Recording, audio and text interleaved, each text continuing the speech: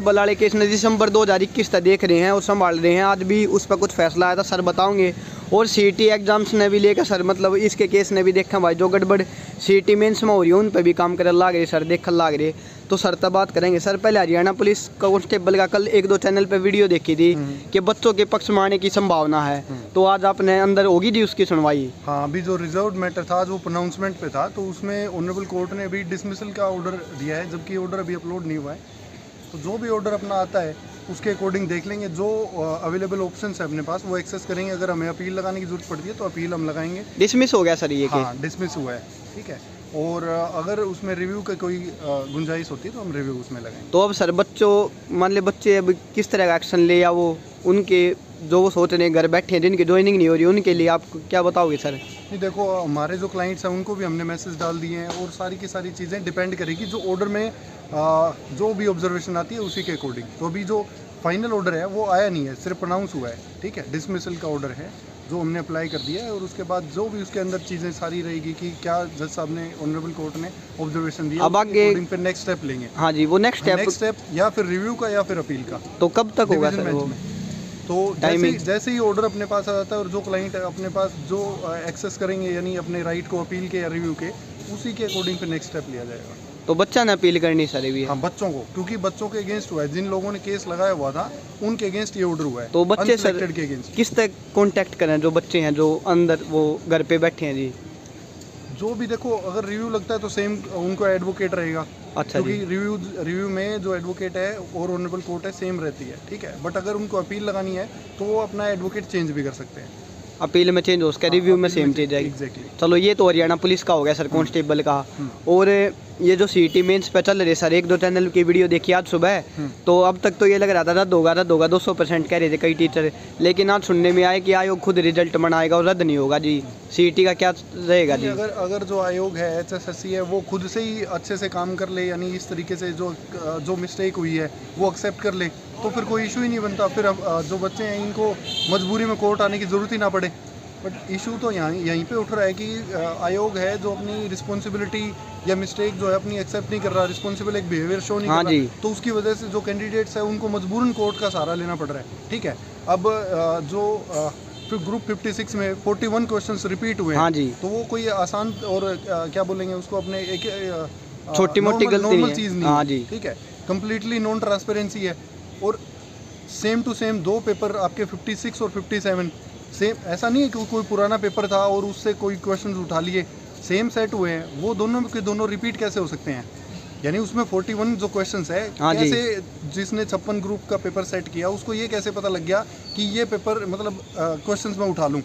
यानी same to same verbatim उनको बोलते हैं कि डिक्टो एग्जैक्ट चीज कॉपी कैसे होगी? 1-2 चीज तो हम सोच भी सकें सर, 1-2 क्वेश्चन हो तो चलो हो जाए, पर इतने ज्यादा ना, ये टोटल एक, इसीलिए जो भी आज केस लगाया हमने उसकी सुनवाई हो जाएगी 16 अगस्त को, ठीक है। सीटी पर सर इस पे 56 ग्रुप के क्वेश्चंस को कैंसिल करवाने के लिए केस लगा दिया है, उसकी 16 अगस्त को सुनवाई रहेगी, ठीक है। तो उसमें हमने विजिलेंस से भी इंक्वायरी का इसमें एक प्रे करी है कोर्ट से कि इतनी सारी गड़बड़ ये सामने, ऐसा नहीं हो सकता 41 क्वेश्चन कोई चीज़ पहले हो उसमें से तो कॉपी हो जाएगी, क्यों? क्योंकि वो इन एग्जिस्टेंस थी। लेकिन जब क्वेश्चन पेपर सेट हुआ 56 का, तो 57 का क्वेश्चन पेपर तो इन एग्जिस्टेंस था ही नहीं। हाँ जी, वो तो साइड बाय साइड पैरेलल उनको प्रिपेयर किया गया है, तो फिर वो मैच कैसे हो सकते हैं? ये एक डाउट क्रिएट करता है जो कि करप्शन की तरफ इशारा कर रही है चीज़ें। मैं कल बच्चों से मिला सर, जिनके 90+ भी ठीक है, मान लो जो बिल्कुल 90+ भी सही करे, वो भी बच्चे कह रहे हैं देखो हमारा तो अच्छा हो रहा है लेकिन ये गलत चीज़ है, इसने कैंसिल करो, इसमें धांधली की बहुत ज़्यादा संभावना है। जिन बच्चों ने केस लगाया है ये सारे अब तक जो केस CET के लग रहे थे, हम ये कह सकते हैं कि वो कैंडिडेट्स लोअर इन मेरिट्स थे, यानी टॉपर्स नहीं थे वो। बट ये जो केस लगा है 56 को कैंसिल करवाने का, ये टॉपर्स हैं कोर्ट में। क्यों? क्योंकि उनको ज़्यादा दिक्कत हो रही है। वैसे तो ईच एंड एवरी कैंडिडेट जो है वो प्रेजुडिस हो रहा है इस चीज़ से, लेकिन टॉपर्स जो हैं उनको ज़्यादा इशू हो रहा है। हाँ, वो उनका तर्क यही है सर, वो मैं जैसे बात कर रहा हूँ स्टूडेंट से, वो यही कह रहे हैं कि हम 2 साल जो पढ़े और जिन्होंने सोल्यूशन देखा बराबर कर दिए। बिल्कुल बराबर कर दिया। दूसरा, आजकल क्या हो रहा है, आजकल एक नई चीज़ भी आ रही है, जैसे ही बच्चे कोर्ट से एग्जामिनेशन सेंटर से बाहर आ रहे हैं उसी टाइम पे ही यूट्यूबर्स हैं जो भी हैं उनको एक आंसर की उनका यानी सॉल्यूशन उनका दिखा देते हैं। हाँ जी, ठीक है। तो जिन्होंने वो लाइव देख लिया तो उनका हो गया, अच्छा रहेगा। और इसके अलावा जिन बच्चों ने 57 का अटैम्प्ट किया था और वही बच्चे 56 का अटैम्प्ट करने आ गए, उनको तो सामने ही एक तरीके से हाँ वो चीज़ें दिखी। हाँ जी, कि हाँ यार अपने और 41 तो आ गए। ऐसे बाकी और स्टूडेंट्स देखे की जाएंगे। परसेंटेज बहुत ज़्यादा थी सर, ये बहुत ज़्यादा है। 50 से ऊपर होगी। अप्रोक्सीमेटली 22,000 जो कैंडिडेट्स हैं वो रिपीट हो रहे हैं। टोटल 37,000 के अप्रोक्स हैं, तो 50 से तो बहुत ज़्यादा ऊपर हो गए सर। 50% है वो। तो ये हाँ हाँ छोटी मोटी मिस्टेक नहीं है सर। और मतलब वही है ना, जॉब का जो इतना वो माहौल बना हुआ था उस चीज़ की इन्होंने वो वस्तुनिष्ठता नहीं दिखी सर। ना, ये HSSC ने पहले से ही जो आधे जो कैंडिडेट्स थे, मोर देन हाफ मैं कहूँगा, जो कि लोअर इन मेरिट्स थे, उनको परेशान किया डिफरेंट अपनी पॉलिसीज से। हाँ जी। ठीक है, अब जो लेटेस्ट ये कर दिया, ये तो टोटली गड़बड़ी इन्होंने कर दी। अब टॉपर्स भी इन्होंने परेशान कर दिए, सारे के सारे बच्चे जो कोर्ट्स में आ गए हैं और A to Z। बच्चे भी सर इनकी वजह से बोलते नहीं हिंदू मुस्लिम की राजनीति, अब बच्चे इस चीज़ में पिस रहे हैं जी। पहले जो बच्चे लोअर थे ना, जो क्वालिफाई के लिए दौड़ रहे थे, अब वो घर बैठे इन पे कमेंट्स कर रहे हैं, अब तुम केस करो हम तुम्हारे साथ नहीं। मतलब बच्चे आपस में बट गए सर ये, क्योंकि अब सोच रहे हैं टॉपर परेशान है, पहले क्वालिफाई के लिए वो। ये जो चीज़ होना है, ये कोई मामूली चीज़ नहीं है कि हाँ नॉर्मल सी चीज़ है। 41 रिपीट हो गए तो क्या हो गया? ऐसे तो पूरा का पूरा पेपर रिपीट हो जाए तो क्या हो गया? यानी यूँ तो HSSC तो कुछ भी बोलते रहे। सही बात है जी, ये बहुत ज़्यादा होता है। 41% कोई छोटी चीज़ नहीं है। 10%, 5%, 10 यूँ होता है कि हाँ ठीक है। इसमें मेरिट तो गायब होगी सर। मेरिट जो वर्ड है वो तो खत्म कर दिया 41 के क्वेश्चन ने, रिपीट ने। बिल्कुल। सबसे ज़्यादा सरप्राइजिंग फैक्टर ये है कि दोनों पेपर जो थे 57 और 56 कि ये इन एग्जिस्टेंस ही नहीं थे, तो ये कॉपी कैसे हुए, वो है मैटर।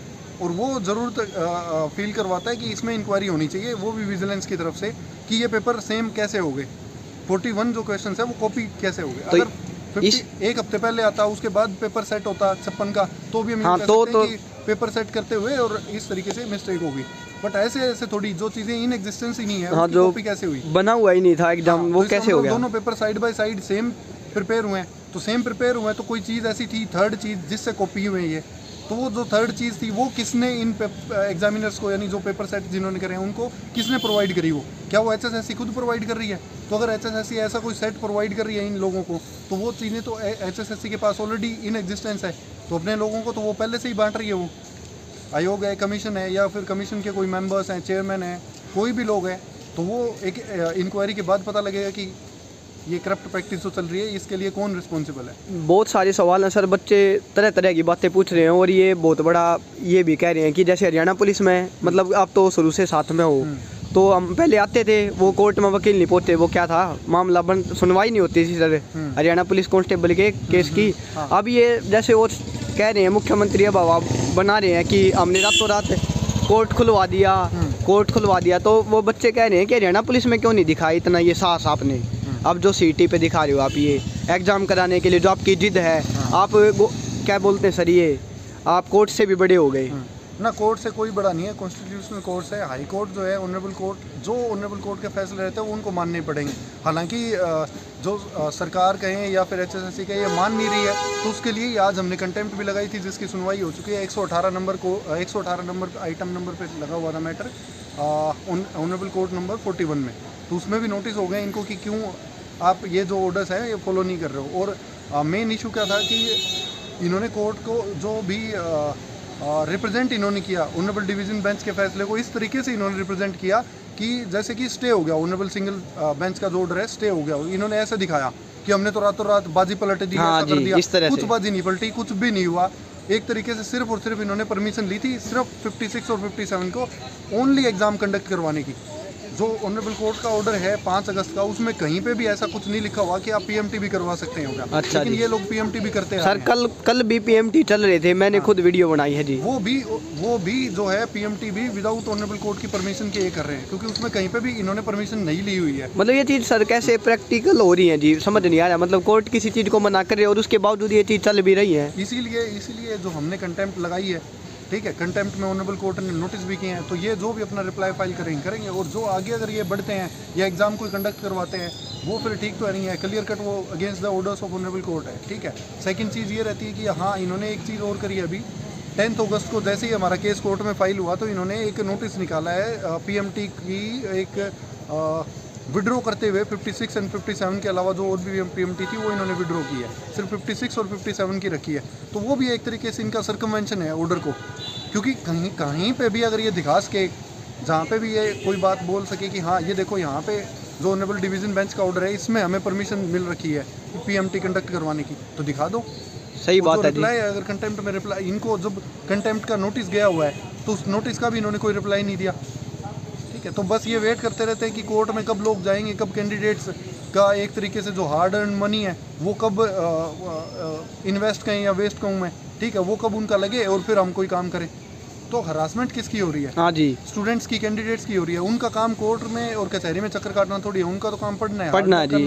तो अगर ऐसे मतलब, और अगर एक स्वस्थ एटमॉस्फेयर आप सेट नहीं करोगे स्टूडेंट्स के लिए तो पढ़ाई पे कंसंट्रेशन कैसे बनेगा जी। अब वो हरदम डरे डरे रहते हैं, हरदम ये एग्जाम के लिए भी कह रहे थे भाई कोई पक्का नहीं, कोई पक्का नहीं, हरदम डेट बढ़ा देना और कोई सब्जेक्ट सेट ना करना। Total non transparency. हाँ जी, HSSC क्या किया कि इन्होंने 6 को जब एग्जाम था, सुबह 6 को इन्होंने लिस्ट निकाली है कैंडिडेट्स की, तो कैसे ये पॉसिबल हो सकता है? हाँ जी, तो क्या बच्चा उठे एकदम, उसने देखा और एकदम चला जाए वो?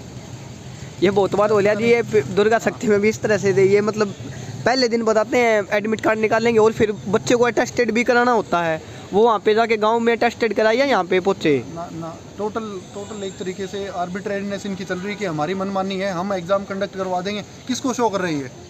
अगर ये चीज़ ना हुई होती, 41 क्वेश्चंस जो इनके थे ये मीडिया में नहीं आए होते रिपीट होके, चीज़ें तो वही होती। बैकग्राउंड में ये होता कि इन्होंने क्वेश्चंस जिसको दिए होंगे उसने तो सेम तरीके से बनाए हैं। कोई थर्ड सेट इन्होंने दिया है 100 क्वेश्चंस का, 500 क्वेश्चंस का, जितने का भी, उनमें से जो एग्जामिनर सेटर्स हैं उन्होंने उठाए हैं पेपर। तो अगर ये मैच नहीं होते तो ये यूँ रिप्रेजेंट करते कि हाँ हमने अच्छे से एक एग्जाम कंडक्ट करा दिया। लेकिन बैकग्राउंड में तो यही चीज़ें रहती ना, बच्चे भी समझ रहे हैं सर, फिर भी हाँ जी, सामने नहीं आता। अब वो इनका सामने आ गया तो जवाब तो ये दे नहीं रहे। अब अगर ये यूँ सोचे कि हाँ हम इन 41 क्वेश्चंस के मार्क्स सबको दे देंगे, तो वो क्या 41 क्वेश्चंस सारे के सारे सिलेबस जो है डिफरेंट है सब्जेक्ट वाइज। हाँ जी, मैथ्स का है, जीके का है, कोई रीजनिंग का है, कोई इंग्लिश है, हिंदी है, क्या वो 41 क्वेश्चन इक्वली डिवाइडेड थे तो आप उनको मार्क्स दे दोगे?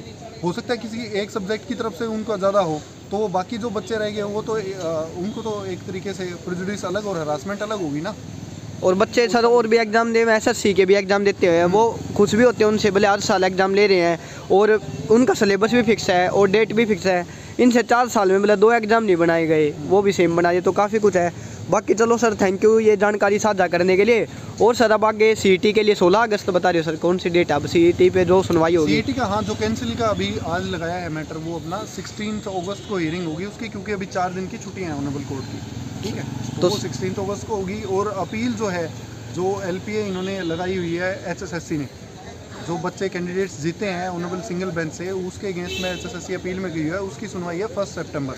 उससे पहले कोई यानी स्टे वगैरह नहीं है, तो उसमें कोई अभी तक कोई अदर एग्ज़ाम होने की कोई परमिशन नहीं मिली हुई है HSSC। चलो थैंक यू सर, बहुत बहुत थैंक यू सर।